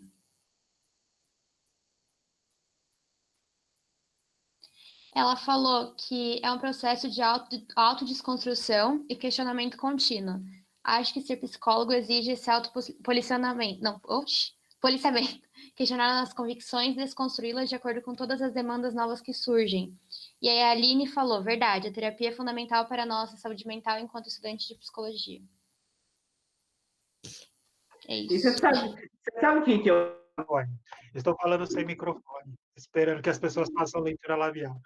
Eu acho que, além dessa coisa que a Bárbara coloca, muito mais na mesma linha de raciocínio, mas complementando, eu acho que a gente desconstrói algumas convicções, mas a gente reafirma outras, né? Então, no sentido de, por exemplo, reafirmar que a psicologia é uma profissão comprometida com defesa de direitos humanos, né? Ela é cotidiano, né? Por quê? Porque a gente está num contexto tão absurdo, tão bizarro que a gente vive nesse país hoje em dia, que pode ser que a gente comece a pensar, olha, um pouquinho de autoritarismo e de ordem nesse negócio não faria mal. Então, às vezes, reafirmar também algumas das nossas convicções, é ter abertura, né, fazer essa autoanálise, isso a psicoterapia ajuda, a supervisão ajuda, o estudo contínuo ajuda, mas a gente está aberto para isso, para refletir mesmo. O que eu falei, né? Então, quando a gente tem essa ansiedade de vamos atender, é muito doido, né? Porque eu sou supervisor de nono e décimo, Eduardo. Eu não supervisiono o sétimo, né? O sétimo é o primeiro estágio, né?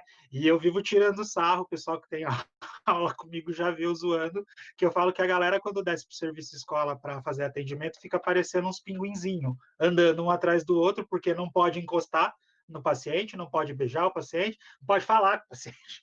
Né? Uma vez o aluno até brincando comigo me perguntou, eu vou poder falar com a pessoa que eu vou atender? Porque é tanta negativa que a gente vai colocando, e de repente você vai percebendo que essa prática clínica, e que essa prática clínica necessariamente, ela não só se dá na psicoterapia, o raciocínio clínico, a postura clínica, ela vai te acompanhar na onde você estiver fazendo psicologia, em que necessariamente você tem que estar aberto para o contato com o outro, você tem que validar, como disse o Eduardo, aquilo que o outro está trazendo. O conhecimento dele é tão válido quanto o teu, né? E nesse sentido a gente precisa estar o tempo todo pensando nas nossas práticas, refletindo mesmo, mas não no sentido de ficar achando que a gente está errado, mas de identificar, ó, isso aqui funcionou, isso não funcionou. Então, quando a gente termina um atendimento, por exemplo, a gente tem que fazer esse exercício, né? Brigava, a Silvia foi minha supervisionanda, quando eu falava no relatório, tá, e para você, como é que foi atender essa pessoa? Você está me descrevendo uma situação. Como é que foi? O que te tocou? Tá? Então, este movimento eu acho que é importante que a gente faça o tempo todo, porque senão a gente não percebe, a nossa prática se torna mecânica e a gente vai começar a violar direito dos outros, a fazer um mau trabalho e nem vai perceber, porque sempre foi assim, ninguém pensou em nada, foi assim que eu aprendi e é muito foda, né? Então, assim, nós vamos errar no nosso fazer profissional, isso é fato, todos nós erramos, né? E se a gente está o tempo todo pensando sobre a nossa prática, se observando, enfim, percebendo o nosso processo, a gente vai corrigindo, né? Então, a gente diz para vocês, vocês podem errar, mas a nossa profissão não tem compromisso com o erro. Portanto, a gente faz o quê? A gente avalia, identifica o erro e corrige. Né? E isso tem que partir também dos profissionais de psicologia, né, o tempo todo. Então, com qualquer população, né?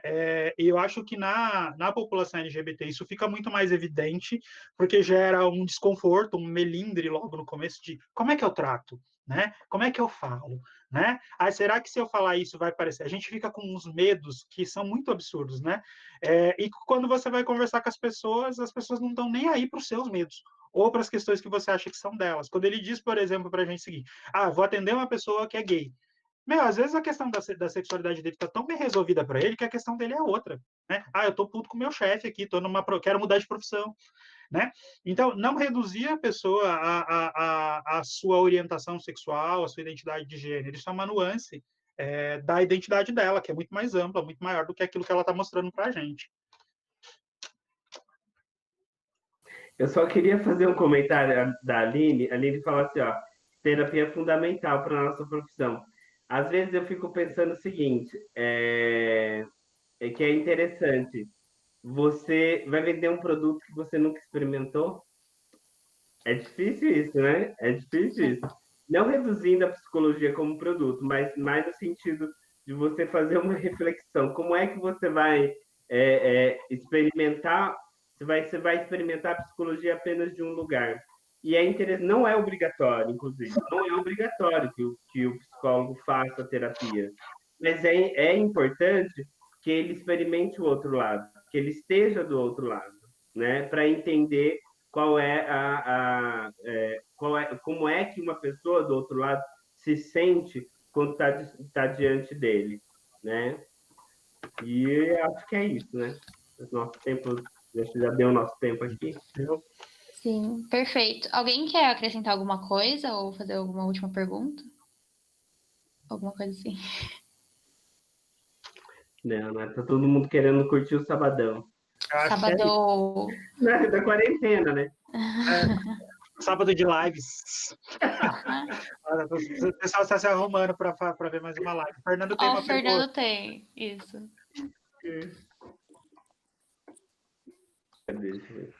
Eu vou ligar o microfone porque eu sou péssimo escrevendo, então pra mim não dá certo. Mas é que assim, acho que é mais um complemento, acho que nem seria uma pergunta em si, mas é porque a gente tava falando que às vezes a pessoa chega lá na terapia e o problema dela não é a sexualidade dela, não é aquilo que ela quer questionar e tal. E isso eu entendi bem, mas é que pra mim é muito surreal não levar o contexto que essa pessoa se encaixa socialmente quando eu faço uma análise sobre ela, sabe? Porque ela tá em dúvida se ela muda de emprego ou não. Porque ela aceita no emprego em que ela tá. Aí ela vai para um outro emprego. Ela tem esse problema geral do preconceito, de todas essas coisas, que às vezes ela nem pensa sobre isso na hora, mas que ainda interfere sobre ela. Então, para mim, é isso muito complicado, entendeu? Esse contexto todo. Não, a pessoa se aceita, mas a sociedade impõe certas coisas sobre ela que são muito complicadas para ela. Então, como viver a minha autoaceitação é muito complicado. E aí eu acho que isso entra num problema para o próprio paciente. E aí que eu fico meio que na dúvida. Eu posso começar? Fernando, eu vou pensar um negócio aqui com você.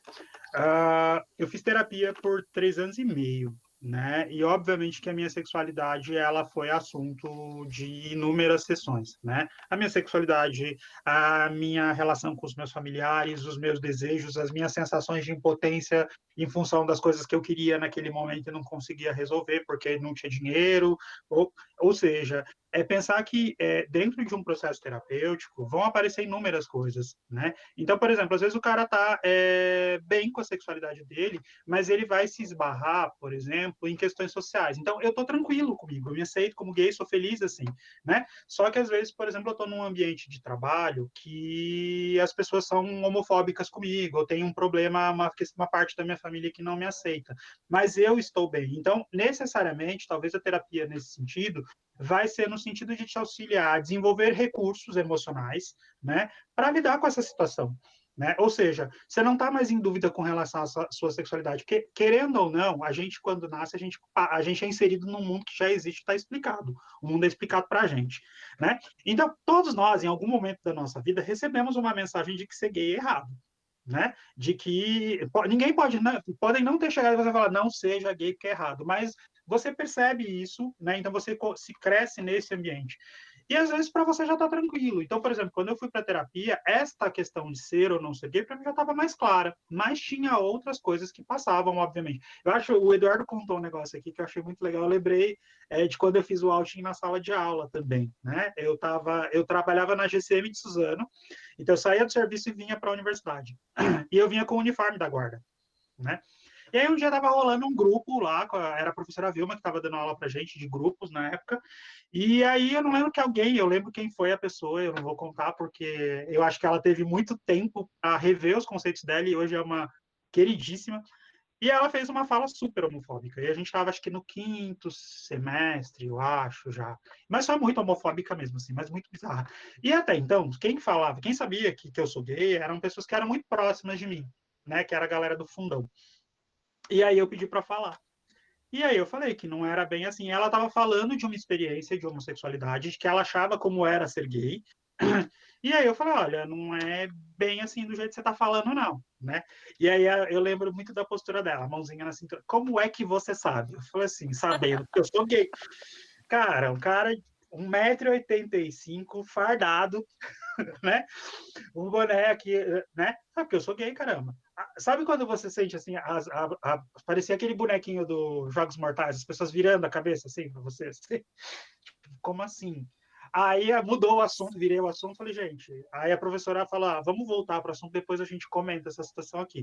Então, necessariamente, para mim estava tranquilo, mas você vai começar, por exemplo, a reagir a algumas coisas. E para isso, se você está bem com a sua sexualidade, você vai perceber, por exemplo, que essas questões sociais te afetam menos.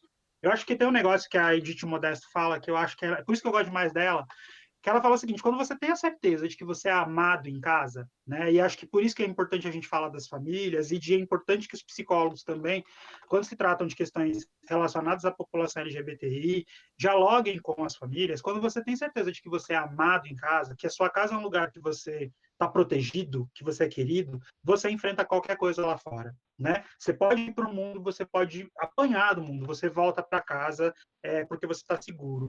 O problema o preconceito ele é tão enraizado que às vezes a gente não tem esse lugar seguro em casa, né? Ou às vezes a gente não tem um amigo que seja que te dê essa segurança, né? Eu acho muito doido porque quando eu contei para os meus 2 melhores amigos hoje são heterossexuais, né? Quando eu contei para um foi por telefone, ele falou uma besteira, eu contei, ele falou, então eu não vou falar mais com você porque você vai dar em cima de mim. Eu falei assim, olha só, deixa eu te falar uma coisa. Você é meu amigo tem 3 anos, alguma vez eu dei em cima de você? Ele falou assim, não. Eu falei, então, mas eu já era gay há 3 anos atrás, então fica tranquilo. Você não faz meu tipo, né? Hoje as piadas já são outras, obviamente. Com o outro foi muito doido porque ele estava dirigindo, ele obviamente quase bateu o carro e ele ficou muito puto comigo, né? Ele ficou comigo, sem falar comigo uma semana. Quando a gente voltou a conversar, e aí ele veio me dizer por que ele estava puto comigo. Ele não estava puto comigo por eu ser gay. Ele estava puto porque eu não senti confiança nele, né? A ponto de contar algo importante sobre mim. E ele me joga isso na cara tem 10 anos. Né? Você não confiou em mim. Você não confiou em mim. Então, a gente vai pensando, por exemplo, que a experiência, principalmente com essas sexualidades que não são as normativas, né, elas te possibilitam uma série de coisas, e elas vão e é a partir disso que a gente precisa pensar. O que essa pessoa está trazendo como relevância agora, para a gente discutir num processo terapêutico? Mas é ruim a gente partir de um processo terapêutico tratando que, para a pessoa, a sexualidade dela é um problema para ela. Nem sempre é. Né? Às vezes, por exemplo, se eu for agora, pode ser que eu fale de algumas questões relacionadas à minha sexualidade num processo terapêutico, mas já está dado para mim que eu sou gay, né? E estou tranquilo com relação a isso, né? Mas isso quer dizer que me livra de problema? De maneira nenhuma. De maneira nenhuma. Eu acho que o Flávio falou bem, Fernando, mas sabe que até eu já tive situações na clínica, em que a pessoa assim, a pessoa ela é uma pessoa, ela está no mundo, ela come, ela mora, ela estuda, ela trabalha, né? Então, ela tem várias questões da vida dela. E aí, a questão que ela me trazia como tema de terapia, não era sexualidade, não, de maneira alguma era sexualidade. E aí você vê que mesmo quando a questão transversalizava, por exemplo, trabalho e sexualidade, contexto homofóbico, não, mas aí ele fala, não, mas isso eu já sei lidar no meu trabalho, não sei o quê. Ou seja, a pessoa já tinha até repertório para lidar com aquilo no contexto do trabalho. Então, por exemplo, era irrelevante eu falar dele como condição de sexualidade e gênero, era irrelevante eu falar para ele com qualquer contexto de sexualidade de gênero dentro do trabalho, porque ele já tinha repertório com isso, e com a própria família, ele já tinha repertório com isso. Aí você vê que são os três grandes núcleos, né? E a pessoa não estudava na época, porque se estudasse também seria. São três grandes núcleos que a gente costuma falar dentro da terapia. Ou o problema está lá no trabalho, ou o problema está na família, ou o problema está no relacionamento, ou o problema está no estudo, enfim. É porque essa questão ela transversaliza tudo. A pessoa ela é gay em todos os espaços, né? Ela é homossexual em todos os espaços. Então ela transversaliza. Só que, por exemplo, ela trazia uma questão única e ela já tinha repertório para lidar com todos os outros espaços. Então, veja como era irrelevante eu falar. Quando eu falava para ela assim, olha, mas se você tiver que mudar de trabalho, se eu tiver que mudar, a resposta era, se eu tiver que mudar de trabalho, eu tenho que mudar para um trabalho, para um lugar onde não tenha preconceito, onde não tenha... Ou seja, ela tinha que pensar nessa questão, mas ela já tinha repertório para resolver aquilo. Não precisava necessariamente que eu ajudasse a essa reflexão, entendeu? Então, assim, é importante a gente falar que assim, é transversal, né? A pessoa, assim como a pessoa ser negra, né? Que também tem a questão do racismo. É transversal, ela é negra em todos os espaços, ela não deixa de ser negra em algum desses espaços. E às vezes ela já desenvolveu repertório suficiente para lidar em todas esses espaços, né? E uma coisa que eu esqueci de falar, que eu queria falar para vocês, eu acho que assim que é muito importante quando a gente está falando de população LGBT e saúde mental, uma coisa que a gente não pode esquecer, que inclusive no curso lá do UNASUS é muito frisado, é a violência. A pessoa LGBT, ela é violentada muito, muito, muito, muito em todos os espaços que ela participa, né? Então, assim, a violência, tanto aquela violência que é velada, né, que acontece num comportamento encoberto, quanto aquela violência que acontece declaradamente, né? Então é muito violentada.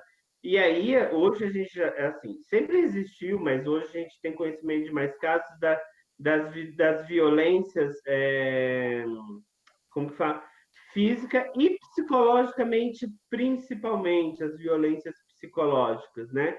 Violência psicológica da família com aquele indivíduo, né? Violência psicológica do ambiente de trabalho, né? Dos seus gestores com aquele indivíduo. Então, acho que a gente tem que falar bastante, quando a gente está falando de saúde mental, a gente não tem como fugir da questão da violência e da LGBTfobia. E aí tem questões que são muito centrais quando a gente está falando dessa violência e dessa saúde mental com a população LGBT, que é a questão da aceitação, do preconceito, dos níveis alarmantes de suicídio, de depressão, de ansiedade. Depressão, assim, acho que vocês já devem ter visto em algum momento da graduação que o Brasil é o país mais ansioso do mundo. Então, vocês imaginam, nós somos o país mais ansioso do mundo e estamos assim para se tornar o país mais depressivo, né? Lógico que nós somos um país que tem uma dimensão continental, mas ainda assim não justifica tudo isso. Tem outros países que têm dimensão continental e não lidera esse tipo de ranking.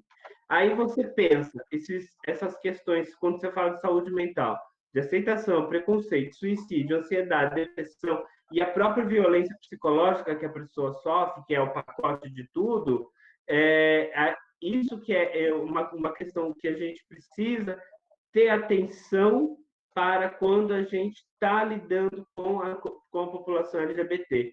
São as inúmeras violências que ela sofre diariamente, de forma velada, de forma declarada, né? E como a saúde mental dela é influenciada por todas essas questões, por toda essa violência, né? Então, acho que um apanhado de coisas que a gente sempre precisa ter em mente quando a gente vai falar de saúde mental dessa população específica.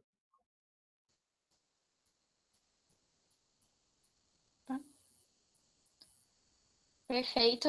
Alguém quer falar mais alguma coisa para encerrar?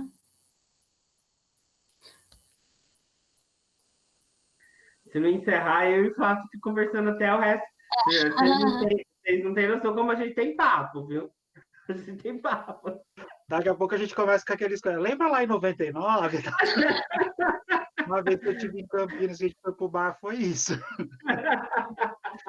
Lembra de fulano de tal, como é que tá ciclano, enfim, a gente vive nessa. Se deixar, a gente fica. Mas, Eduardo, Pedroso, deixa eu te falar uma coisa. Na verdade, foi o seguinte, eles me convidaram para a live, aí eu falei assim, convido o Pedroso. Aí mandei o convite para você e falei, ele aceitou. E aí, na verdade, era só para você participar, ele não ia participar. Aí eu falei, a Joyce me manda o material, eu só tinha visto o primeiro nome lá. Eu falei, beleza, então eu faço a mediação. Eu falei, não, a Milene vai fazer a mediação. Eu falei, tá, o que eu vou fazer lá? Beleza, eu vou lá tietar o Eduardo só. Né? Pessoal, eu deixei aqui o link do curso da Unasus, ele está na Avasus agora, é o mesmo curso da UFRJ, né? A diferença é que ele está só numa outra plataforma. Façam esse curso, ele é muito, muito, muito, muito legal, né? Você está fazendo da FURG, Eduardo? Tô. Então, eu estou com as atividades atrasadas. Eu vou utilizar o prazo tinha que entregar uma atividade. Tem um outro curso rolando agora. Eu estou fazendo o da Fiocruz também, é porque eu estou fazendo dois ao mesmo tempo. Então, o da Fiocruz eu vou terminar. Então, esse curso da Unasus para futuros profissionais de saúde, para profissionais de saúde, ele é muito, muito legal, por conta da objetividade, da clareza dele, e além do que vocês estão estudantes, tem 45 horas de atividade complementar. Sim. Isso é bem legal, né? O Eduardo colocou o link do livro do CRP, acho que colocou dos cadernos temáticos também. Eu coloquei um drive que tem alguns livros LGBT e eu vou subir outros para lá, que é o que eu uso como referência para pesquisa, então vocês podem tirar o que vocês quiserem lá. E aí acho que essa temática, como disse a Brisa antes de sair, ela precisa começar a aparecer mais nos nossos espaços, né? Eu sei que a Lápis tem feito bastante essa discussão, inclusive a última que teve no presencial fui eu que fiz, apresentando alguns resultados da minha pesquisa, inclusive, né? Então já tem aí uma certa tradição da Liga de Psicologia de Saúde de discutir a questão da população LGBT, e eu acho que a gente precisa espalhar mais isso dentro do nosso curso, de outras formas, com outras contribuições, né?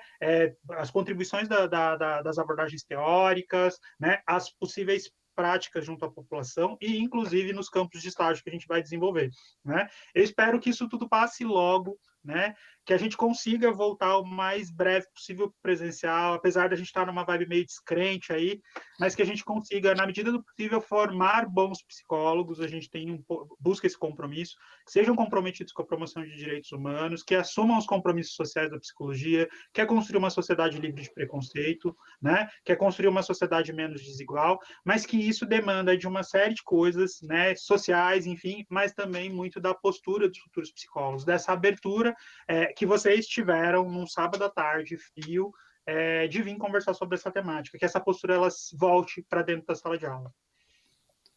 Bom, muito obrigada, Flávio. Em nome da Lápis, eu queria agradecer ao Eduardo, ao Flávio, a todo mundo que está participando. E também falar que essa plataforma da Unasus, ela tem vários cursos gratuitos, além desse que ele mandou. Tem cursos sobre masculinidade, sobre saúde integral da mulher e sobre todas as temáticas que são muito importantes. Então, vale a pena e tem horas complementares ainda, então é incrível. E muito obrigada pelas recomendações. Depois a gente vai colocar todos os links que eles mandaram na rede social da Lápis para vocês conseguirem acessar. Eu queria agradecer a participação de todo mundo nesse sábado. E o pessoal Obrigado. todo mundo agradecendo aqui vocês pela participação. Obrigado, gente. Obrigado mesmo. Beijo. Um beijo. Beijo Beijo, para todos. Fiquem bem. E Espero com que você venha saúde. aqui. Convite para você voltar para Mogi. Beijo, gente. Tchau, tchau. Beijo. Tchau. Tá bom, sábado.